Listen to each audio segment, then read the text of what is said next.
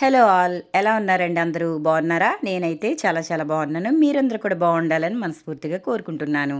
ఈరోజైతే కొత్త రెసిపీతో మీ ముందుకైతే వచ్చేసింది మన సుగుణ వంటిల్లు. అదేంటా అనుకుంటున్నారా? ప్రోటీన్ రిచ్ ఫుడ్ అండి. అది కూడా క్యాప్సికమ్తో, సోయాతో. మరి ఏ విధంగా తయారు చేసుకోవాలో చూద్దామా?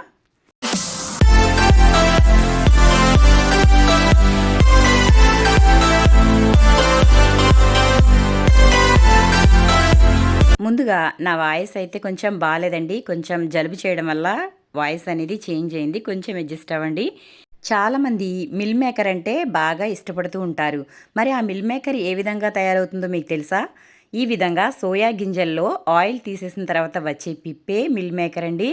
మరి మిల్ మేకర్లోనే ప్రోటీన్ ఉంటే అందులో మనం తీసుకునే ఈ సోయా గింజల్లో ఇంకెంత ప్రోటీన్ ఉంటుందండి.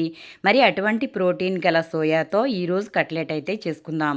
ముందుగా నేనైతే 1 కప్పు సోయా అయితే తీసేసుకున్నాను. ఇవి గింజలండి, ఎండు గింజలు. ముందుగా నైట్ అయితే నానబెట్టేసుకోవాలి. మనకి ఒక పూటంతా నానడం వల్ల చక్కగా మెత్తగా వస్తుంది. చూసారు కదా, ఈ విధంగా నేను ఒక పూట అంటే తెల్లారిన తర్వాత ఇప్పుడు అందులో ఉన్న వాటర్ తీసేసుకుని మళ్ళీ ఒకసారి శుభ్రంగా కడుక్కుని ఈ విధంగా అయితే మిక్సీలో వేసుకుంటున్నాను. ఇది మరీ మెత్తగా అవ్వాల్సిన అవసరం లేదండి. కొంచెం కచ్చాపచ్చాగా వేసుకుంటే సరిపోతుంది. అలాగే వాటర్ అనేవి ఏమాత్రం వేసుకోకూడదు. మనం ముందుగా ఇది కొంచెం మిక్సీ పట్టేసుకున్న తర్వాత తక్కువైతే కలుపుకుందాం. అలాగే ఇక్కడ నేను 1 అంగుళం అయితే అల్లం ముక్క తీసుకున్నాను. అలాగే 2 కారం లేని పచ్చిమిర్చి అయితే వేసుకోవాలండి. ఎందుకంటే ఇవి పిల్లలకి పెడితే చాలా మంచిదండి. పిల్లలకి తగిన ప్రోటీన్ అయితే అందుతుంది కాబట్టి ఈ విధంగా కారం లేకుండా ఉంటే చక్కగా తినేస్తారు. అలాగే ఇక్కడ నేను కొత్తిమీర కొంచెం కాడలతో సహానే వేస్తున్నాను. ఇందులో మీకు ఇష్టమైతే పుదీనా అలాగే కరివేపాకు కూడా వేసుకోవచ్చు. ముందుగా ఇవైతే మిక్సీ పట్టుకుందాము. ఆ తర్వాత ఉల్లిపాయలు అయితే వేసుకుందాం. ఇది కొంచెం కచ్చాపచ్చాగా అయితే మిక్సీ పట్టేసుకుందాము. చూడండి, ఈ విధంగా అయితే మనకి కచ్చాపచ్చాగా అవ్వాలి. ఈ గింజలు అనేవి మనం బొబ్బరి వడలు వేసుకుంటూ ఉంటాం కదండి, అదే మాదిరిగా ఈ విధంగా అయితే కచ్చాపచ్చాగా మిక్సీ పట్టుకున్న తర్వాత ఒక బౌల్లోకి అయితే తీసేసుకోవాలి. ఈ విధంగా అయితే బౌల్లోకి సగం అయితే తీసేసాను. ఇప్పుడు ఉల్లిపాయలు అయితే వేసుకుందాము. మీకు ఒకవేళ పిల్లలు ఉల్లిపాయలు తినరు అనుకుంటే ఈ విధంగా మిక్సీలో వేసుకోండి. లేదు, పెద్దవాళ్ళైనా సరే పిల్లలైనా సరే ఇష్టంగా తింటారు అనుకుంటే ముక్కలుగా కూడా వేసుకోవచ్చు. నేనైతే మిక్సీలోనే వేసేస్తున్నాను. ఎందుకంటే పూర్తిగా మిక్సీ పట్టకుండా కొంచెం కచ్చాపచ్చాగా అయితే వేస్తున్నాను. చూసారు కదా, ఈ విధంగా అయితే మనం అక్కడక్కడ ముక్కలు తగులుతూ ఉండేలాగా ఇలాగా రఫ్గా మిక్సీ పట్టుకోవాలి. ఇప్పుడు ఇదంతా కూడా ఇందులో వేసేసుకోవాలి. ఎక్కడైనా పెద్ద ముక్కలుగా కనిపిస్తే వాటిని ఈ విధంగా చేత్తోనే కట్ చేసేయండి, సరిపోతుంది. ఇదంతా కూడా ఇలా మిక్సీ జార్లోంచి తీసేసుకు గిన్నెలో అయితే వేసేసుకోవాలి. అలాగే ఇందులో అయితే మనం కొంచెం శనగపిండి అయితే వేసుకోవాలండి. ఒక 2 స్పూన్ల వరకు శనగపిండి వేసుకోవాలి. మనం శనగపిండి ఎందుకు వేసుకుంటున్నామంటే బైండింగ్ పర్పస్గా బాగుంటుంది కాబట్టి శనగపిండి అనేది వేసుకోవాలి. అలాగే బియ్యం పిండి కూడా ఒక 2 స్పూన్లు అయితే వేస్తున్నాను. చూసారు కదండి, ఒక 1/2 స్పూన్ అయితే ఉప్పు వేస్తున్నాను. మనకి ఎక్కువ అనేది అవసరం ఉండదండి. పిండిలు అనేవి చాలా తక్కువగానే పడతాయి. అలాగే ఇక్కడ ఒక 1/2 స్పూన్ అయితే జీలకర్ర వేసాను. ఇప్పుడు ఇదంతా కూడా బాగా కలుపుకోవాలి. ఎక్కడ పిండి విడిగా లేకుండా అంతా కలిసేలాగా అయితే కలుపుకోవాలి. చూసారు కదండి, మనకి సోయాతో చాలా ఆరోగ్యం అండి. కాబట్టి పిల్లలకి, పెద్దలకి, ముఖ్యంగా పీరియడ్స్ సరిగా రాని వారికి, అలాగే హార్మోన్స్ ఇన్బ్యాలెన్స్తో బాధపడే వాళ్ళకి, అలాగే వయసు పెరుగుతున్న వాళ్ళకి, ఎవరికైనా కానీ ఇది చాలా మంచిదండి. అన్ని ప్రాబ్లమ్స్ కూడా చక్కగా తగ్గుతాయి. అదంతా కలిపేసుకున్న తర్వాత ఒక క్యాప్సికమ్ అయితే తీసుకున్నాను. క్యాప్సికమ్ని ఇది సన్నగా ముక్కలుగా అయితే కట్ చేసుకోవాలండి. రౌండ్ రౌండ్గా ఇవి కట్ చేసుకోవాలి. ఈ విధంగా తొడిమ అయితే తీసేస్తున్నాను. ఇప్పుడు ఎదర ముక్క అయితే కట్ చేసేసుకోవాలి. అది మనకి పనికిరాదు కాబట్టి ఈ విధంగా తీసేయాలండి ఎదరది. ఇలా తీసిన తర్వాత ఇందులో ఉండే గింజలన్నీ కూడా ఈ విధంగా అయితే తీసేసుకోవాలి. మనకి గింజలతో పని లేదండి, పైది మాత్రమే మనకి కావాలి కాబట్టి లోపల ఉన్నదంతా కూడా తీసేసుకోవాలి. చూసారు కదా, ఇలా అయితే తీసుకోవాలి. చాలామంది పిల్లలు క్యాప్సికమ్ తినడానికి మారం చేస్తూ ఉంటారండి. అలాగే పెద్దవాళ్ళు కూడా తినరండి. అంతెందుకు మా పిల్లలు కూడా క్యాప్సికమ్ అనేది తినరండి. కాబట్టి ఈ విధంగా నేను క్యాప్సికమ్ని ఈ విధంగా చేసి పెట్టినట్లయితే వాళ్ళు చక్కగా తినేస్తున్నారు. కాబట్టి ఇలా అయితే మీరు కూడా తయారు చేసినట్లయితే ఎవరైనా, పిల్లలైనా పెద్దలైనా చక్కగా తినేస్తారు. చూసారు కదా, క్యాప్సికమ్ అయితే ఈ విధంగా రౌండ్గా కట్ చేసుకోవాలి. ఇవి సన్నగా కట్ చేసుకోవాలండి. లావుగా వచ్చినట్లయితే మనకి ఫిల్లింగ్ కూడా లోపల లావుగా వస్తుంది కాబట్టి అది బాగోదు. కాబట్టి ఈ విధంగా అయితే సన్నగా కట్ చేసుకోవడం వల్ల లోపల మనం సోయాని ఫిల్ చేసుకున్నప్పుడు చక్కగా సన్నగా వచ్చి క్రిస్పీగా వేగుతాయి కాబట్టి ఇలా అయితే సన్నగా కట్ చేసుకోవాలి. చూడండి ఇక్కడ నేను చూపించిన మాదిరిగా అయితే కట్ చేసుకోండి.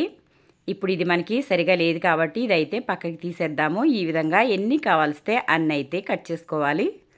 అలా మిగిలిపోయిన క్యాప్సికమ్ ముక్కల్ని కర్రీలో కానీ దేంట్లోకైనా వాడేసుకోవచ్చు.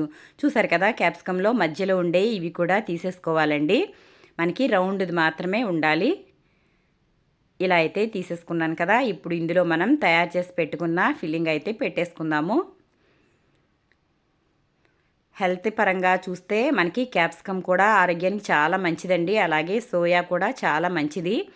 చాలామంది నువ్వుల నూనె వాడుతూ ఉంటారు కదండి. నువ్వులు ఆడిన తర్వాత వచ్చే పిప్పి తెలగపిండి దానిని కంపల్సరీగా చాలామంది ఇష్టంగా తింటూ ఉంటారండి. అలాగే సోయా కూడా చాలా హెల్త్కి మంచిది కాబట్టి ఈ విధంగా కంపల్సరీగా మీరు కూడా ట్రై చేయండి.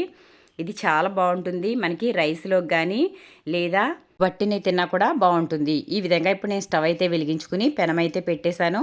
స్టవ్ వెలిగించుకోకుండా ముందుగానే ఈ విధంగా క్యాప్సికమ్ ముక్కల్ని పెట్టుకున్న తర్వాత మనం తయారు చేసుకు పెట్టుకున్న మిశ్రమాన్ని ఈ క్యాప్సికంలో అయితే ఈ విధంగా నిండుగా పెట్టేసుకోవాలి. పైకి అనేది రాకుండా ఇలా అయితే లోపలంతా కూడా ఫిల్ చేసేయాలండి. ఆ తర్వాత ఇప్పుడైతే స్టవ్ వెలిగించుకోవాలి. ఇది ఒక 2 నిమిషాల పాటు వేడైన తర్వాత అప్పుడు ఆయిల్ అయితే వేసుకోవాలి.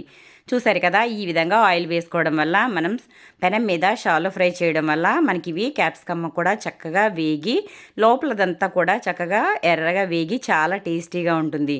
చూసారు కదా పిల్లలకి చేతికి ఇచ్చినా కూడా చక్కగా తినేస్తారండి.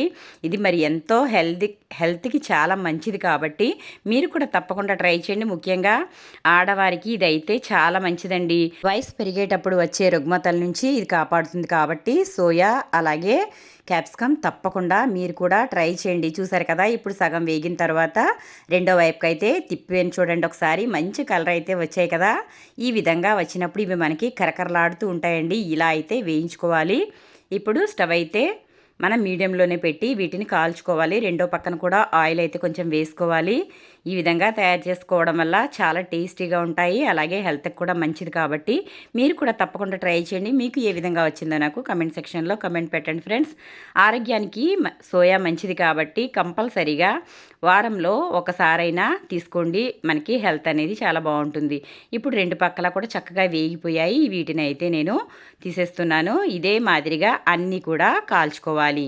ఒకవేళ మీ పిల్లలు క్యాప్సికమ్ తినడం ఇష్టపడకపోతే వీటిని మామూలుగా కూడా ఇలా ముద్దలుగా తయారు చేసుకుని వీటిని టిక్కీలా కూడా కాల్చుకోవచ్చు. అంటే క్యాప్సికమ్ లేకుండా ఈ విధంగా రౌండ్ బాల్స్లా తయారు చేసుకుని ఈ విధంగా వడల మాదిరిగా మనం పెనం మీద అయితే కాల్చుకోవచ్చు. మంచి కలర్ వచ్చి కరకరలాడుతూ చాలా టేస్టీగా ఉంటాయి. పిల్లలు ఆడుతూ పాడుతూ తినేస్తారండి. పిల్లలేంటి పెద్దలేంటి ఎవరైనా సరే తినచ్చు. ఈ విధంగా కూడా తయారు చేసుకోవచ్చు. చూసారు కదా మిగిలినంతా కూడా నేను మీకు చూపించడం కోసం ఈ విధంగా తయారు చేస్తున్నాను. ఇప్పుడు వీటి మీద కూడా కొంచెం వేగిన తర్వాత ఆయిల్ అయితే వేసి రెండు పక్కల కూడా చక్కగా వేయించుకోవాలి. ఇవి మనం రైస్ తినేటప్పుడు దాంట్లో స్టఫింగ్గా అలాగే స్నాక్గా కూడా ఉపయోగించుకోవచ్చు. చూసారు కదా రెండు పక్కల కూడా మీడియం ఫ్లేమ్లో ఈ విధంగా కాల్చుకోవడం వల్ల లోపలంతా కూడా ఉడికి చాలా బాగుంటాయి. మీరు కూడా తప్పకుండా ట్రై చేయండి ఫ్రెండ్స్. ఇంకా మీకు ఏమైనా కొత్త రెసిపీలు కావాలంటే నాకు కమెంట్ సెక్షన్లో కమెంట్ పెట్టండి. మీకోసం నేను తప్పకుండా చేసి చూపిస్తాను. మీకు ఏమైనా డౌట్స్ ఉంటే కూడా నాకు కమెంట్లో కమెంట్ పెట్టినట్లయితే మీకు నేనైతే రిప్లై ఇస్తాను. చూసారు కదండి మన సోయా అలాగే క్యాప్సికమ్ టిక్కీ రెడీ అయిపోయింది. చూసారు కదా మనకి ఎంత చక్కగా వేగిందో లోపలంతా కూడా చక్కగా ఉడికిపోయిందండి. ఎంత బాగుందో తెలుసా. టేస్ట్ అయితే అదిరిపోయింది. మరి మీకు నచ్చిందా? నచ్చినట్లయితే లైక్ చేయండి, షేర్ చేయండి, సబ్స్క్రైబ్ చేయండి. కొత్త వాళ్ళు ఎవరైనా మన ఛానల్ చూస్తున్నట్లయితే తప్పకుండా సబ్స్క్రైబ్ చేసుకుని బెల్ అయితే యాక్టివేట్ చేసుకోండి. Thank you.